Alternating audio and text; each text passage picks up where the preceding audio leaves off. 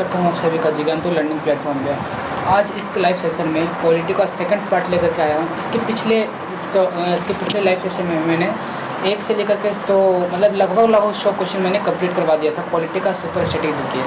आज इस live session में नेक्स्ट जो सेशन रहेगा हमारा 101 से लेकर के 200 तक, यानी कि प्रत्येक लाइव सेशन में 100 क्वेश्चन करवाया जाएगा। पॉलिटी का सुपर स्ट्रेटेजी करेगा, जो कि आप लोगों का 1 डे जो एग्ज़ाम होता है, जो ग्रुप डी लेवल का होता है, एनटीपीसी होता है, इवन आपका स्टेट पीसीएस का जो होता है, जो उसमें पीटी का क्वेश्चन आता है ऑब्जेक्टिव टाइप का, उसमें भी संभावनाएं काफ़ी रहती है कि इस टाइप के क्वेश्चन पूछे जा सकते हैं। तो चलिए स्टार्ट करते हैं आज का लाइव सेशन। ऐसे 5 एपिसोड आएंगे, 5 लाइव सेशन आएंगे। पहला लाइव सेशन कंप्लीट हो गया, सेकंड हमारा ये लाइव सेशन जिसमें 101 से लेकर के 200 तक कंप्लीट करवाया जाएगा। तो चलिए स्टार्ट करते हैं। तो देखिए हमारे डिस्प्ले पे हमारा पीछे शो कर रहा होगा, यहाँ पर हम अपने सिस्टम में ऑपरेट कर रहे हैं, पीछे आप सभी लोगों को दिख रहा होगा। तो चलिए स्टार्ट करते हैं। पहला हमारा क्वेश्चन है, थोड़ा इसको जूम कर लेते हैं। हमारा पहला क्वेश्चन है 101 नंबर का, 11वीं अनुसूची में कुल कितने विषय प्रदान किए गए हैं बताइए। जो 11वीं हमारा जो अनुसूची है संविधान में 11वीं अनुसूची में, उसमें कुल कितने विषय का प्रदान किया गया है? तो उसमें 29 विषयों का प्रदान किया गया है। किसमें? 11वीं अनुसूची में, राइट। सेकंड हमारा क्वेश्चन है 102 नंबर का, दल बदल से संबंधित प्रावधानों का उल्लेख संविधान की किस अनुसूची में मिलता है? जो दल बदल से संबंधित का जो उल्लेख है, इसका उल्लेख किस संविधान में मिलता है? जल्दी बताइए, संविधान की किस अनुसूची में मिलता है? संविधान की किस अनुसूची में मिलता है दल बदल से संबंधित प्रावधानों का उल्लेख? बताइए जल्दी। 10वीं अनुसूची। इसको क्वेश्चन को ऐसे भी पूछ सकता है कि 10वीं अनुसूची में किस प्रावधानों का उल्लेख मिल सकता है ना। ये भी क्वेश्चन पलट के भी तो पूछा जा सकता है कि 10वीं अनुसूची में किस प्रावधानों का उल्लेख मिलता है? तो दल बदल से संबंधित प्रावधानों का उल्लेख 10वीं अनुसूची में मिलता है। किस अनुसूची में मिलता है? तो 10वीं अनुसूची में मिलता है दल बदल से संबंधित प्रावधानों का उल्लेख। तो हमारा थर्ड क्वेश्चन है 103 नंबर का क्वेश्चन है, भारतीय संविधान में 10वीं अनुसूची को किस संविधान संशोधन के तहत जोड़ा गया था? बताइए। जो 10वीं अनुसूची है संविधान में, जो 10वीं अनुसूची है वो किस संशोधन के तहत जोड़ा गया था? बताइए।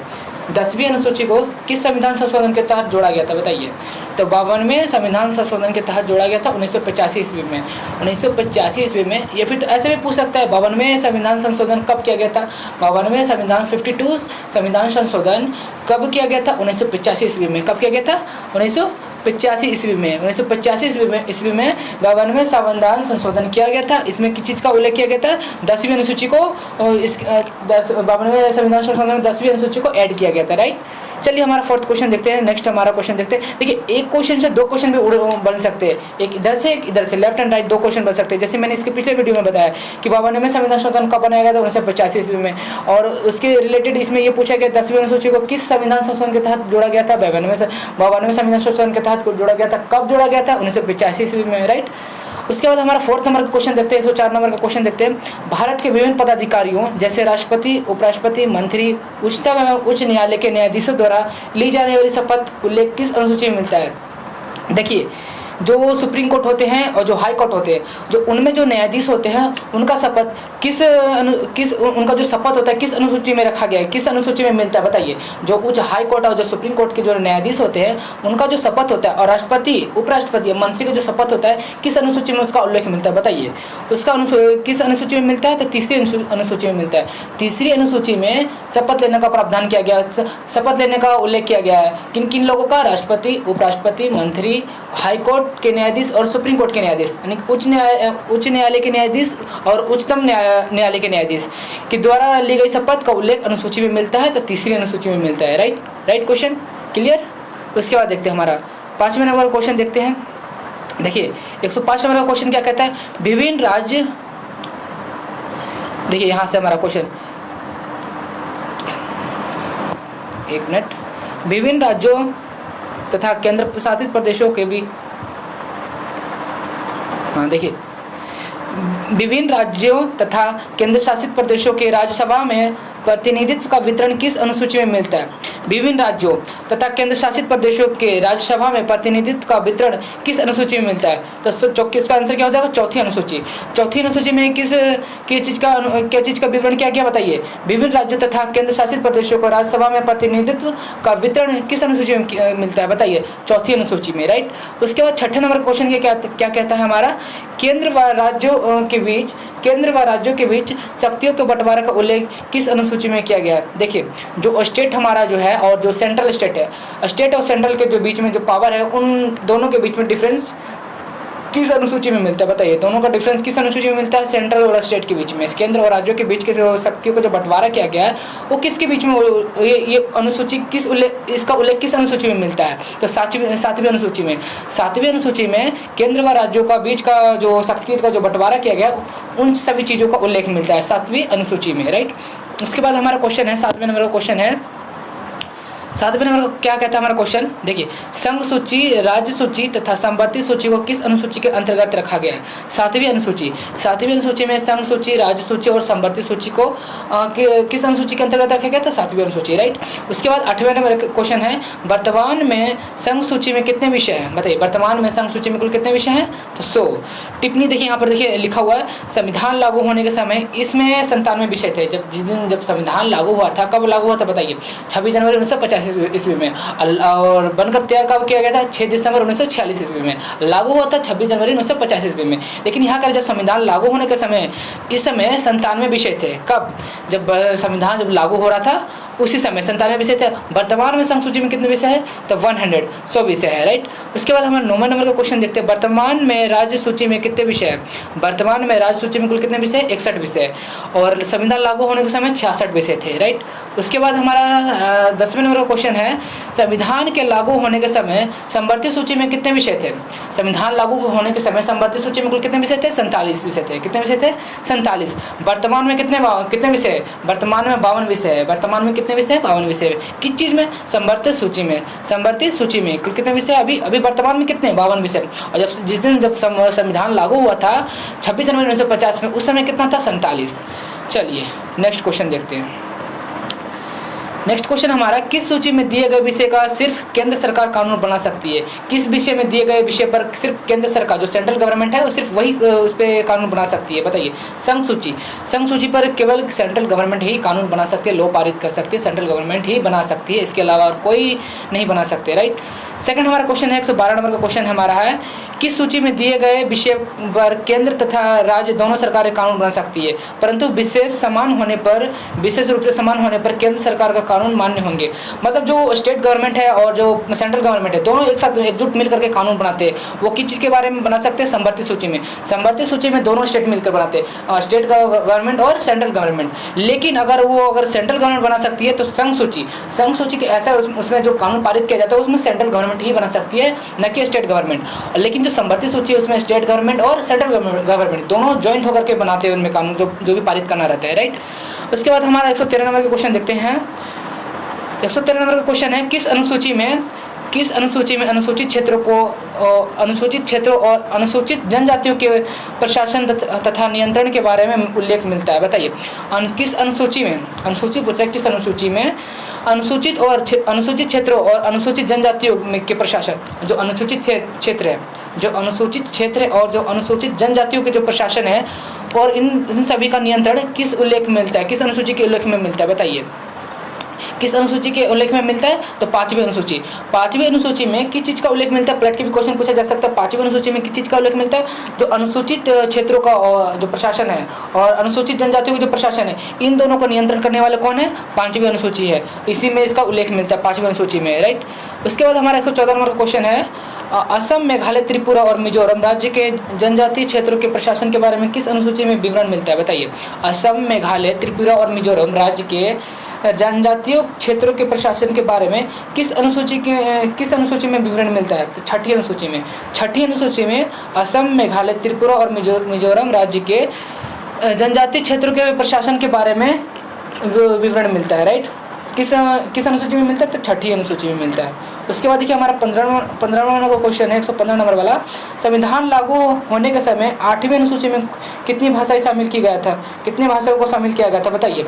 14 भाषाओं को शामिल किया गया था जब संविधान लागू हुआ था 26 जनवरी 1950 ईस्वी को। इसी समय 14 भाषाओं को शामिल किया गया था। किसमें? 8वीं अनुसूची में। 8वीं अनुसूची में कितने भाषाओं को शामिल किया गया था? कितने भाषाओं को? तो 14 भाषाओं को। वर्तमान में 22 भाषाएं हैं। वर्तमान में कितने भाषाएं? 22 भाषाएं। और उसके बाद नेक्स्ट क्वेश्चन है, सिंधी भाषा को किस संवैधानिक संशोधन के तहत जोड़ा गया था? जो सिंधी हमारा जो भाषा है किस संविधान संशोधन के तहत जोड़ा गया था? 8वीं अनुसूची के तहत 21वीं संशोधन 1967 में जोड़ा गया था। 8वीं अनुसूची के तहत 21वें संविधान संशोधन में जोड़ा गया था। किसमें? मतलब जो 20 संविधान संशोधन हो चुके थे, जो नेक्स्ट हुआ था 21वीं संविधान संशोधन हुआ था, उसी में 8वीं अनुसूची के तहत जोड़ा गया था 1967 ईस्वी में। कब जोड़ा गया था? ईस्वी याद रखना, 1967 ईस्वी में, राइट। उसके बाद हमारा क्वेश्चन है 117 नंबर का क्वेश्चन हमारा है। 117 नंबर का हमारा क्वेश्चन है, कोंकणी मणिपुरी तथा कोंकणी मणिपुरी तथा नेपाली भाषा को किस संविधान संशोधन के तहत जोड़ा गया था? बताइए, कोंकणी मणिपुरी तथा नेपाली भाषा को किस संविधान संशोधन के तहत जोड़ा गया था? तो 8वीं अनुसूची के तहत जोड़ा गया था। किस अनुसूची के तहत? 8वीं अनुसूची के तहत जोड़ा गया था। 71वां संविधान संशोधन था। कौन सा था? 71वां संविधान संशोधन था, 8वीं अनुसूची के तहत जोड़ा गया था। कब जोड़ा गया था? 1992 ईस्वी में। 1992 ईस्वी में जोड़ा गया था, 8वीं अनुसूची के तहत जोड़ा गया था और 71वां संविधान संशोधन के तहत जोड़ा गया था। उसके बाद हमारा नेक्स्ट क्वेश्चन है 118 नंबर का क्वेश्चन है, मैथिली, संथाली, डोगरी तथा बोडो भाषा को किस संविधान संशोधन के तहत जोड़ा गया था? 8वीं अनुसूची के तहत जोड़ा गया था। 92वां संविधान संशोधन था जो कि 2003 में पारित किया गया था। कब पारित किया गया था? 2003 में संविधान संशोधन किया गया था। 92वां संविधान संशोधन था और कब किया गया था? 8वीं अनुसूची में। 8वीं अनुसूची के तहत 92वें संविधान संशोधन में 2003 ईस्वी में मैथिली, संथाली, डोगरी और बोडो भाषा को संविधान में शामिल किया गया था संशोधन करके, राइट। उसके बाद हमारा 19वां नंबर का क्वेश्चन है, 119 नंबर का क्वेश्चन है, भारतीय संविधान में 9वीं अनुसूची को किस संविधान संशोधन के तहत जोड़ा गया था? जो भारतीय संविधान में जो 9वीं अनुसूची है, इस संविधान संशोधन में किस भाषा को भारतीय संविधान में 9वीं अनुसूची को किस संविधान संशोधन के तहत जोड़ा गया था? इसमें भाषा नहीं पूछ रहा है, मतलब किस अनुसूची के तहत जोड़ा गया था? तो प्रथम संविधान संशोधन के तहत जोड़ा गया था 1951 ईस्वी में। भारतीय संविधान में 9वीं अनुसूची को किस संविधान संशोधन के तहत जोड़ा गया था? तो प्रथम संविधान संशोधन के तहत जोड़ा गया था 1951 ईस्वी में। तो इससे भी ऐसे क्वेश्चन बन सकता है कि प्रथम संशोधन कब हुआ था, प्रथम संविधान संशोधन कब किया गया था? तो 1951 ईस्वी में। 1951 ईस्वी में प्रथम संविधान संशोधन किया गया था। और क्या हुआ था संशोधन? 9वीं अनुसूची को तैयार किया गया था। क्या किया गया था? 9वीं अनुसूची को संविधान के प्रथम संशोधन किया गया था, संविधान सभा में प्रथम संशोधन किया गया था 1951 ईस्वी में। उसके बाद हमारा नेक्स्ट क्वेश्चन देखते हैं। नेक्स्ट क्वेश्चन में क्या कहता है, वर्तमान में 9वीं अनुसूची में कुल कितने अधिनियम है? कुल कितने अधिनियम है? वर्तमान में 9वीं अनुसूची में कुल कितने अधिनियम है? 284 अधिनियम है। कितने अधिनियम है? 284 अधिनियम। तो हमारा नेक्स्ट क्वेश्चन है, राज्य द्वारा संपत्तियों के अधिग्रहण की विधियों का उल्लेख किस अनुसूची में किया गया है? 9वीं अनुसूची में राज्य द्वारा संपत्तियों के अधिग्रहण किस विधि का उल्लेख, संपत्तियों के अधिग्रहण की विधियों का उल्लेख किस अनुसूची में किया गया है? 9वीं अनुसूची में। उसके बाद हमारा नेक्स्ट क्वेश्चन है 122 नंबर का। 122 नंबर का हमारा क्वेश्चन है, स्वतंत्र भारत में भाषा के आधार पर गणित होने वाला पहला राज्य कौन सा था? आंध्र प्रदेश। गठन 1 अक्टूबर 1953 ईस्वी में। 1 अक्टूबर 1953 ईस्वी में गठन किया गया था। आंध्र प्रदेश 1 अक्टूबर 1953 ईस्वी में इसका गठन किया गया था, राइट। उसके बाद हमारा 123 नंबर का क्वेश्चन है, संविधान सभा के अध्यक्ष डॉक्टर राजेंद्र प्रसाद ने भाषा के आधार पर राज्यों के पुनर्गठन के लिए किसकी अध्यक्षता में 4 सदस्य आयोग की नियुक्ति की थी? एस.के. धर की उपस्थिति में। एस.के. धर की नियुक्ति में 4 सदस्य आयोग की नियुक्ति की थी। उसके बाद हमारा नेक्स्ट क्वेश्चन है 1953 में 124 नंबर क्वेश्चन है, 1953 में गणित राज्य पुनर्गठन आयोग के अध्यक्ष कौन थे? बताइए। 1953 ईस्वी में गणित राज्य पुनर्गठन के आयोग के अध्यक्ष कौन थे? फजल अली।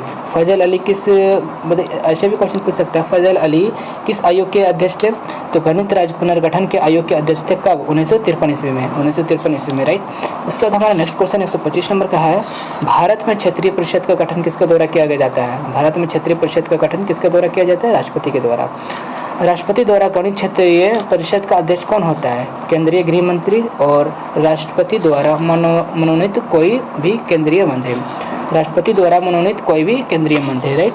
उसके बाद हमारा नेक्स्ट क्वेश्चन है 127 नंबर का, वर्तमान समय में भारत में कितने क्षेत्रीय परिषद? बताइए कितने क्षेत्रीय परिषद है? 5, ओनली 5 क्षेत्रीय परिषद, मध्यवर्ती क्षेत्रीय परिषद, पूर्वी क्षेत्रीय परिषद, पश्चिमी क्षेत्रीय परिषद तथा दक्षिणी क्षेत्रीय परिषद। ये हमारे 5 क्षेत्रीय परिषद है वर्तमान में। 128 नंबर का क्वेश्चन है, उत्तर क्षेत्रीय परिषद का मुख्यालय कहाँ है? नई दिल्ली। मध्यवर्ती क्षेत्रीय परिषद का मुख्यालय कहाँ है? इलाहाबाद, जो कि अब प्रयागराज कहलाता है। पूर्वी क्षेत्रीय परिषद का मुख्यालय कहाँ है? कोलकाता।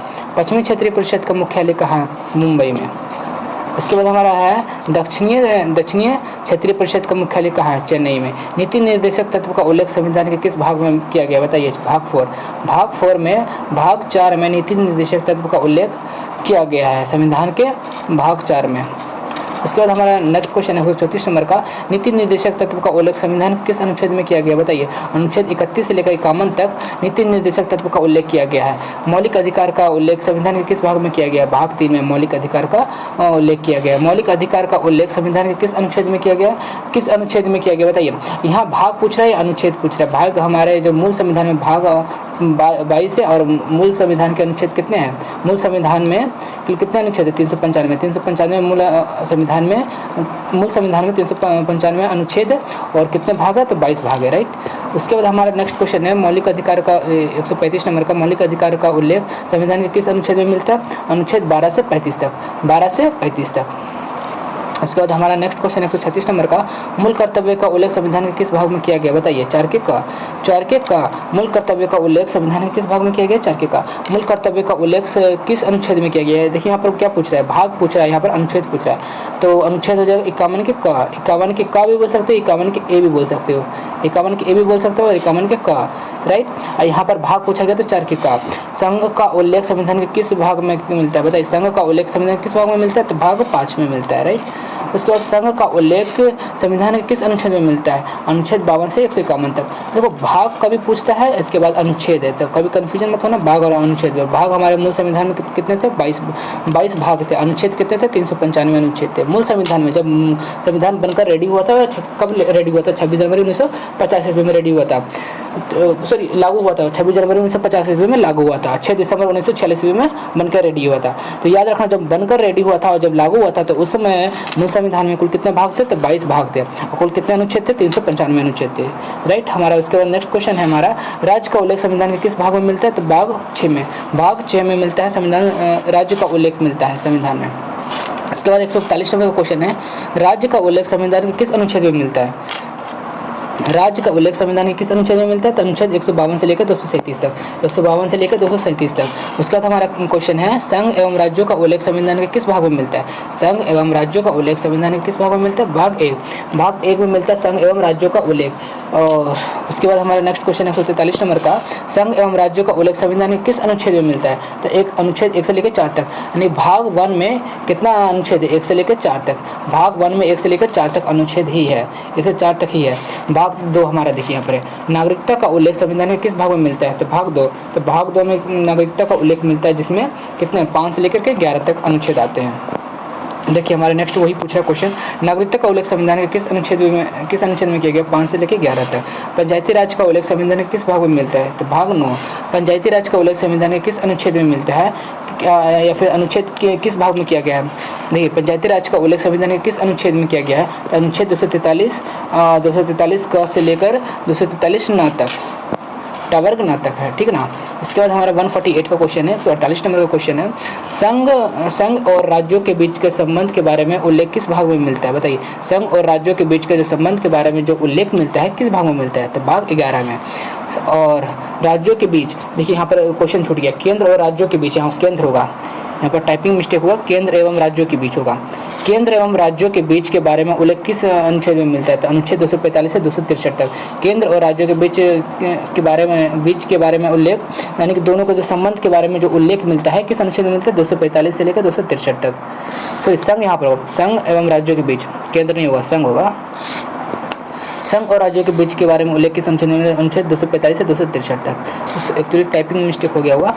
भारत में निर्वाचन संबंधी उल्लेख संविधान के किस भाग में किया गया है? भारत में निर्वाचन संबंधी उल्लेख संविधान के किस भाग में किया गया? भाग 15 में। उसके बाद हमारा नेक्स्ट क्वेश्चन 151 नंबर का, भारत में निर्वाचन संबंधी उल्लेख संविधान के किस अनुच्छेद में किया गया है? भारत में निर्वाचन संबंधी उल्लेख संविधान के किस अनुच्छेद में किया गया? अनुच्छेद 324 से लेकर के 329 तक। भारतीय संविधान में संविधान संशोधन संबंधी उल्लेख किस भाग में मिलता है? बताइए। भारतीय संविधान में संविधान संशोधन संबंधी, यानी कि जो भी संविधान में संशोधन करना होता है वो किस भाग में मिलता है? अब कुछ अगर संविधान में संशोधन करना है तो उसका जो उल्लेख है किस भाग में मिलता है? तो भाग 20 में। भाग 20 में क्या मिलता है? संविधान संशोधन। संविधान संशोधन संबंधी उल्लेख किस अनुच्छेद में मिलता है? तो अनुच्छेद 368। 368 में ही बताया गया है कि संविधान संशोधन किस प्रकार किया जाता है, उसी का उल्लेख 368वें अनुच्छेद में किया गया है, आर्टिकल 368 में। उसके बाद हमारा हिंदी को भारत की राजभाषा के रूप में कब स्वीकार किया गया था? कि हमारा जो भारत का जो राष्ट्रभाषा है हिंदी होना चाहिए, कब स्वीकार किया गया था? तो 14 सितंबर 1949 ईस्वी को, 14 सितंबर 1949 ईस्वी को हिंदी को राष्ट्रीय भाषा स्वीकार किया गया था, राइट। उसके बाद हमारा क्वेश्चन 155 नंबर का क्वेश्चन है, भारतीय संविधान के किस अनुच्छेद के राजभाषा के संबंध में व्यवस्था की गई है? बताइए। भारतीय संविधान के किस अनुच्छेद में, भारतीय संविधान के किस अनुच्छेद में राजभाषा के संबंध में व्यवस्था की गई है? यानी कि जो राजभाषा है उसके संबंध में व्यवस्था की गई है किस अनुच्छेद में? बताइए। अनुच्छेद 343 से 351 तक, अनुच्छेद 343 से 351 तक। नेक्स्ट क्वेश्चन हमारा, किस अनुच्छेद के तहत हिंदी भारत की राजभाषा है? 343 का बाह्य आक्रमण के फलस्वरूप किस अनुच्छेद के तहत राष्ट्रपति भारत में आपातकाल की घोषणा कर सकते हैं? बताइए। किस बाह्य आक्रमण के फलस्वरूप किस अनुच्छेद के तहत राष्ट्रपति भारत में आपातकाल की घोषणा कर सकते हैं? अनुच्छेद 352। अनुच्छेद 352 के तहत राष्ट्रपति जो है आपातकाल की घोषणा कर सकते हैं बाह्य आक्रमण के फलस्वरूप, यानी कि जो बाह्य आक्रमण जो होता है उसके फलस्वरूप किस अनुच्छेद के तहत राष्ट्रपति आपातकाल घोषणा कर सकते हैं भारत में? तो 352 के अनुच्छेद, 352 अनुच्छेद, आर्टिकल 352। उसके बाद हमारा 158 का क्वेश्चन है, 158 नंबर का क्वेश्चन है, राज्यों में राष्ट्रपति शासन का उल्लेख संविधान के किस अनुच्छेद में किया गया है? राज्यों में राष्ट्रपति शासन का उल्लेख संविधान के किस अनुच्छेद में किया गया? अनुच्छेद 356 में, आर्टिकल 356 में। भारत के राष्ट्रपति किस अनुच्छेद के तहत वित्तीय आपातकाल की घोषणा कर सकता है? बताइए। कर सकते हैं। भारत के राष्ट्रपति किस अनुच्छेद के तहत वित्तीय आपातकाल की घोषणा कर सकते हैं? अनुच्छेद 360 के तहत, आर्टिकल 360 के तहत वित्तीय आपातकाल की घोषणा कर सकते हैं। 160 नंबर का क्वेश्चन है, पंचायती राज संस्थाओं के निर्वाचन हेतु कौन उत्तरदायी है? जो पंचायती राज जो संस्थाओं जो चलता है, पंचायती राज का जो संस्था है उसके निर्वाचन हेतु, निर्वाचन करने के लिए कौन उत्तरदायी है? तो राज्य निर्वाचन आयोग। कौन होंगे? राज्य निर्वाचन आयोग। उसके बाद हमारा 161 नंबर का क्वेश्चन है, 161 नंबर का क्वेश्चन है, देखिए यहाँ पर 161 नंबर का क्वेश्चन है, भारत में पंचायती राज अधिनियम कब लागू हुआ था? बताइए। भारत में जो पंचायती राज अधिनियम है कब लागू हुआ था? 25 अप्रैल 1993 ईस्वी में। 25 अप्रैल 1993 ईस्वी में भारत पंचायती राज अधिनियम लागू हुआ था। या फिर तो ऐसे भी क्वेश्चन पूछ सकता है कि 25 अप्रैल 1993 ईस्वी में कौन सा अधिनियम लागू हुआ था? क्वेश्चन ऐसे भी तो पूछ सकता है पलट करके, 25 अप्रैल 1993 ईस्वी में कौन सा अधिनियम लागू हुआ था? तो भारत में पंचायती राज अधिनियम लागू हुआ था। दोनों तरफ सब क्वेश्चन याद रखिए, इसमें भी याद रखिए आप। उसके बाद हमारा नेक्स्ट क्वेश्चन है 162 का 162 नंबर का क्वेश्चन है, सर्वप्रथम पंचायती राज व्यवस्था कहाँ लागू की गई थी? बताइए। जो सर्वप्रथम जो पंचायती राज व्यवस्था है वो सर्वप्रथम कहाँ लागू की गई थी? बताइए। किस स्टेट में की गई थी? नागौर नामक कोई स्थान है जो राजस्थान में है, नागौर में राजस्थान में है, वहीं पर लागू किए गए थे पंचायती राज व्यवस्था। और कब लागू की गई थी? 1959 ईस्वी में, 1959 में। कब की गई थी? 1959 में, नागौर नामक स्थान पर राजस्थान में है की। ये फिर सीधा याद रखिए, राजस्थान में। उसके बाद हमारा 163 का क्वेश्चन है, किसकी सिफारिश पर भारत में त्रिस्तरीय पंचायती राज व्यवस्था की स्थापना की गई थी? बताइए। किसके सिफारिश में भारत में त्रिस्तरीय पंचायती राज व्यवस्था की स्थापना की गई थी? तो बलवंत राय मेहता समिति। किस समिति के कौन सी समिति है? बलवंत राय मेहता समिति की सिफारिश पर भारत में त्रिस्तरीय पंचायती राज की व्यवस्था की स्थापना की गई थी, राइट। उसके बाद हमारा नेक्स्ट क्वेश्चन है 164 का 164 नंबर का, पंचायती राज व्यवस्था की सबसे छोटी इकाई क्या है? जो पंचायती राज की जो व्यवस्था है सबसे छोटी इकाई, स्मॉल यूनिट क्या है? तो ग्राम पंचायत ही सबसे छोटी इकाई है, जो ग्रामीण शहरों में, ग्रामीण में आपको मिलता हो। जो ग्राम पंचायत जो होता है उसी को ग्राम पंचायत कहते हैं, जो ये पंचायती राज की सबसे छोटी हिस्सा, सबसे छोटी इकाई है। तो पंचायती राज व्यवस्था की सबसे छोटी छोटी इकाई क्या है? ग्राम पंचायत। उसके बाद दो स्तरीय पंचायत राज व्यवस्थाओं का सुझाव किसने दिया था? दो स्तरीय पंचायती राज व्यवस्थाओं का सुझाव किसने दिया था? अशोक मेहता समिति। अशोक मेहता समिति के द्वारा दिया गया था दो स्तरीय पंचायती राज व्यवस्थाओं का सुझाव। इसके बाद 166 का क्वेश्चन है, 166 नंबर क्वेश्चन है, पंचायत स्तर पर राज्य सरकार का प्रतिनिधित्व कौन करता है? बताइए, पंचायत स्तर पर राज्य सरकार का प्रतिनिधित्व कौन करता है? तो ग्राम प्रधान। उसके बाद 167 का क्वेश्चन है, 167 नंबर का क्वेश्चन है, पंचायती राज विषय किस सूची में है? तो राज्य सूची में। पंचायत चुनाव के लिए उम्मीदवार की आयु कितनी होनी चाहिए? जो ग्रामीण में जो पंचायत का जो चुनाव होता है, तो पंचायत चुनाव के लिए उम्मीदवार की आयु कितनी होनी चाहिए? तो मिनिमम 21 वर्ष होनी चाहिए, उसके पहले आप चुनाव नहीं लड़ सकते हैं। भारत में पहला नगर निगम कहाँ स्थापित हुआ? बताइए। जो बड़े बड़े शहरों में जो नगर निगम होते हैं, देखिए गांव में एक्चुअली क्या होता है, गांव में होता है ग्राम पंचायत होता है, ग्रामीण क्षेत्र में ग्राम पंचायत होता है, और शहरों में नगर निगम होता है, और थोड़ा नगर पालिका होता है, नगर निगम होता है। तो वहीं यहाँ पर पूछ रहा, भारत में पहला नगर निगम कहाँ स्थापित हुआ था? तो कोई गाँव का तो नाम नहीं आएगा, कोई बड़ा शहर का ही नाम आएगा। तो भारत में पहला नगर निगम कहाँ स्थापित हुआ था? तो चेन्नई में पहला जो स्टेट ऐसा बना था, जो पहला वहाँ नगर निगम स्थापित किया गया था। उसके बाद हमारा 170 नंबर का क्वेश्चन है, 170 नंबर का 170 नंबर का क्वेश्चन है, ग्राम पंचायत की आय का स्रोत क्या है? ग्राम पंचायतों की आय का स्रोत क्या है? उन्हें जो कर जो वहाँ जो आय का जो स्रोत है, इनकम का जो स्रोत है, क्या होता है ग्राम पंचायत लोगों का? तो मेला तथा बाजार कर। तो मेला जो लगता है वहाँ के जो ग्रामीण क्षेत्र में जो मेला लगते हैं, और बाजार बड़े बड़े लगते हैं, छोटे बाजार लगते हैं, तो उनसे जो टैक्स वसूला जाता है, उन्हीं को पंचायतों का आय होता है, राइट। 171 नंबर का क्वेश्चन है, यदि पंचायत को भंग किया जाता है तो पुनर्निर्वाचन कितने समय के अंदर आवश्यक है? और मतलब पंचायत किसी कारणवश भंग किया जाता है, तो उसे पुनः दोबारा निर्वाचन कितने समय के अंदर आवश्यक करवाया जाता है? बताइए। तो 6 महीने के अंदर निर्वाचन करवाया जाता है। किसी राज्य की कार्यपालिका की शक्ति किसमें निहित होती है? राज्यपाल में। राज्यपाल की नियुक्ति कौन करता है? बताइए जल्दी। राज्यपाल की नियुक्ति कौन करता है? राष्ट्रपति करता है। उसके बाद हमारा क्वेश्चन है, राज्यपाल को पद व गोपनीयता की शपथ कौन दिलाता है? उस राज्य का मुख्य न्यायाधीश। जिस राज्य में, देखिए, राज्यपाल को जो पद का जो गोपनीयता का जो शपथ दिलाता है, उसी राज्य के मुख्य न्यायाधीश जो होते हैं, उन्हीं का मुख्य जो न्यायाधीश होते हैं, वही राज्यपाल को पद व गोपनीयता की शपथ दिलवाते हैं, राइट। उसके बाद हमारा 175 नंबर क्वेश्चन है, 175 नंबर का क्वेश्चन है, किस व्यक्ति को हटाने का प्रावधान संविधान में नहीं है?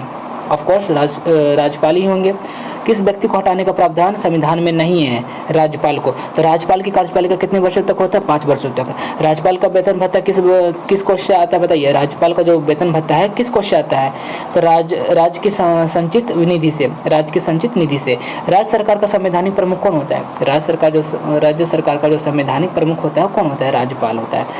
देखिए, स्टेट गवर्नमेंट का जो मुख्य जो मंत्री होते हैं वो राज्यपाल ही होते हैं, और जो सेंट्रल गवर्नमेंट के होते हैं वो राष्ट्रपति होते हैं, इतना याद रखिए। उसके बाद हमारा राज्यपाल पद हेतु, उसके बाद देखिए नेक्स्ट क्वेश्चन है 179 का, राज्यपाल पद हेतु न्यूनतम आयु कितनी होनी चाहिए? यानी कि राज्यपाल का जो पद होता है, उस पद पर पहुंचने के लिए न्यूनतम आयु कितनी होनी चाहिए? 35 वर्ष। राज्यपाल अपना त्यागपत्र किसे दे सकते हैं? तो राज्यपाल से नीचे कोई नहीं, राज्यपाल से ऊपर सीधा होता है राष्ट्रपति, तो अपना त्यागपत्र सीधा राष्ट्रपति को ही दे सकते हैं। उसके बाद हमारा नेक्स्ट क्वेश्चन है 181 का 181 नंबर का क्वेश्चन है, राज्यपाल विधानसभा में कितने आंगल भारतीयों की नियुक्ति कर सकते हैं? बताइए। राज्यपाल विधानसभा में कितने आंगल भारतीयों की नियुक्ति कर सकते हैं? 1, सिर्फ 1। उसके बाद हमारा नेक्स्ट क्वेश्चन है 182 का, राज्यपाल सोने के पिंजरे में निवास करने वाली चिड़िया के समान है। ये जो लैंग्वेज है, ये जो भाषा है, जो सेंटेंस है, किसने कहा था? ये वाक्य किसने कहा था? बताइए। सरोजिनी नायडू ने क्या कहा था? राज्यपाल सोने के पिंजरे में निवास करने वाली चिड़िया के समान है। ये वाक्य सरोजिनी नायडू ने कहा था। 183 नंबर का क्वेश्चन है हमारा, किस अनुमति के बिना राज्य की विधानसभा में कोई धन विधेयक पास नहीं ले सकता? बताइए। राज्यपाल की अनुमति के बिना राज्य की विधानसभा में कोई धन विधेयक पास नहीं ले सकता। मैंने क्या बोला कि स्टेट का जो प्रमुख होता है, जो सबसे हेड होता है, राज्यपाल होता है, और सेंट्रल गवर्नमेंट का जो होता है, वो जो सेंट्रल गवर्नमेंट जो सबसे हेड माने जाते हैं मंत्री के परिषद पे, वो होते हैं राष्ट्रपति, और राज्य के स्तर पे होते हैं राज्यपाल, और केंद्र सरकार के स्तर पर होते हैं राष्ट्रपति। उसके बाद हमारा नेक्स्ट क्वेश्चन है 184 का, राज्य सरकार को कौन भंग कर सकता है? राज्यपाल की सिफारिश पर राष्ट्रपति। राज्य सरकार को कौन भंग कर सकता है? राज्यपाल की सिफारिश पर राष्ट्रपति। भारत के किस उच्च न्यायालय में न्यायाधीशों की संख्या सबसे कम है? सिक्किम उच्च न्यायालय। जो उच्च न्यायालय है, उसी में न्यायाधीशों की संख्या सबसे कम है। भारत के किस न्यायालय में न्यायाधीशों की संख्या सबसे अधिक है? इलाहाबाद उच्च न्यायालय में न्यायाधीशों की संख्या सबसे ज़्यादा है, और सिक्किम उच्च न्यायालय में न्यायाधीशों की संख्या सबसे कम है। ये दोनों काफ़ी इंपॉर्टेंट क्वेश्चन है। उसके बाद हम देखते हैं नेक्स्ट 187 नंबर का, उच्च न्यायालय के क्षेत्राधिकार को हटाने या बढ़ाने का अधिकार किसको है? भारतीय संसद को। भारतीय संसद चाहे तो उच्च जो न्यायालय का जो क्षेत्राधिकार है उनका जितना भी क्षेत्र आते हैं उनको घटा सकते हैं या बढ़ा सकते हैं। ये किन के अंडर में आता है? भारतीय संसद के अंदर के अंदर। उसके बाद हमारा नेक्स्ट क्वेश्चन 188 का, उच्च न्यायालय में न्यायाधीशों की नियुक्ति कौन करता है? जो उच्च न्यायालय है उनमें जो न्यायाधीशों की जो नियुक्ति होता है, न्यायाधीशों के पद के लिए जो न्यायाधीशों की जो नियुक्ति होता है ना, तो उसे कौन नियुक्त करता है बताइए? राष्ट्रपति। राष्ट्रपति ही उन्हें उच्च न्यायालयों के न्यायाधीशों की नियुक्ति करते हैं। उसके बाद हमारा नेक्स्ट क्वेश्चन है 189 का, उच्च न्यायालय में न्यायाधीशों की सेवानिवृत्त आयु कितनी होती है बताइए? उच्च न्यायालय में न्यायाधीशों की जो आयु जो होती है वहाँ वो जो पद के लिए जो आयु होती है कितनी वर्ष होती है बताइए? 62 वर्ष, 62 ईयर्स। उसके बाद हमारा 190 का क्वेश्चन है, 190 नंबर का क्वेश्चन है, किसी भी उच्च न्यायालय में प्रथम महिला मुख्य न्यायाधीश कौन थी? किसी भी उच्च न्यायालय में प्रथम महिला मुख्य न्यायाधीश कौन थी बताइए? मुख्य महिला पूछ रहा है। मुख्य महिला, प्रथम महिला मुख्य न्यायाधीश कौन थी? लीला सेठ। लीला सेठ नामक कोई महिला थी जो मुख्य न्यायाधीश थी। कहाँ की? उच्च न्यायालय में। भारतीय संविधान के किस अनुच्छेद के अनुसार प्रत्येक राज्य का एक उच्च न्यायालय होगा? भारतीय संविधान के किस अनुच्छेद के अनुसार प्रत्येक राज्य का एक उच्च न्यायालय होगा? कहने का मतलब हुआ कि संविधान के अनुच्छेद किस आर्टिकल में लिखा गया है कि हर एक स्टेट का एक हाई कोर्ट होगा, जैसे पटना हाई कोर्ट हो गया, दिल्ली हाई कोर्ट हो गया, मद्रास हाई कोर्ट, मतलब हर एक स्टेट का अलग अलग अपना अपना एक हाई कोर्ट होगा। तो किस अनुच्छेद के अंतर्गत आता है? तो ये अनुच्छेद 214 के अंतर्गत आता है कि हर एक स्टेट का, हर एक राज्य का एक अपना उच्च न्यायालय होगा, एक हाई कोर्ट होगा, हाई कोर्ट होगा। सुप्रीम कोर्ट तो एक ही है। उसके बाद हमारा हर एक स्टेट का एक हाई कोर्ट होगा, राइट। ये अनुच्छेद 214 के तहत बताया गया है। 214 अनुच्छेद आर्टिकल 214 के तहत बताया गया है, राइट। उसके बाद हमारा 192 का क्वेश्चन है, 192 नंबर क्वेश्चन, उच्च न्यायालय के न्यायाधीश को उसके पद व गोपनीयता की शपथ कौन दिलाता है? उस राज्य के राज्यपाल। वर्तमान भारत में कितने उच्च न्यायालय बताइए? कितने हैं उच्च न्यायालय? 25 उच्च न्यायालय। कितने हाई कोर्ट है? 25 हाई कोर्ट है। 25 हाई कोर्ट है। हमारे पूरे कुल कितने स्टेट है? 28 स्टेट है। 28 से 29 स्टेट है। अभी तो 28 स्टेट है। जो तेलंगाना को अलग किया जाएगा तो 29 स्टेट हो जाएगा भारत में। अब देखिए 214 जो आर्टिकल है उसके तहत क्या बताया गया? 214 जो आर्टिकल है कि हर एक राज्य का अपना एक हाई कोर्ट होना चाहिए। तो हमारे पूरे इंडिया में कुल कितने स्टेट हैं? मान लीजिए 28 लेके चलिए। अगर 28 स्टेट है लेकिन वर्तमान में कुल कितना हाई कोर्ट है? 25 हाई कोर्ट है। लेकिन अभी 3 हाई कोर्ट की और जरूरत पड़ेगी हमें। अभी कितने वर्तमान में? 25 हाई कोर्ट है। 25 हाई कोर्ट है और राज्य कितने? 28 राज्य है। उसके बाद हमारा देखिए 194 का क्वेश्चन देखिए, वर्तमान का 25वां उच्च न्यायालय कौन सा है? जो लास्ट में जो 25वां जो उच्च न्यायालय बना, हाई कोर्ट बना, कहाँ बना? आंध्र प्रदेश उच्च न्यायालय, यानी आंध्र प्रदेश हाई कोर्ट। आंध्र प्रदेश में ही उच्च न्यायालय बनाया गया है 25वां, लास्ट में जो 25वां नंबर का बनाया गया आंध्र प्रदेश में। उसके बाद हमारा नेक्स्ट क्वेश्चन है 195 का, किस राज्य के उच्च न्यायालय के न्यायाधीशों का वेतन एवं भत्ते के संबंध किससे होता है? बताइए। किसी भी राज्य के उच्च जो न्यायालय थे, हाई कोर्ट के जो न्यायाधीश होते हैं, जो वहाँ के कोर्ट के जो हाई कोर्ट के जो होते हैं, उनमें जो न्यायाधीश का जो वेतन होता है और भत्ता होता है, उन लोग का जो भत्ता होता है किससे संबंध होता है? तो संबंधित राज्य की लेखा निधि से, संबंधित राज्य की लोक लेखा निधि से संबंधित होता है उनके उच्च न्यायालय के न्यायाधीशों की वेतन एवं भत्ते।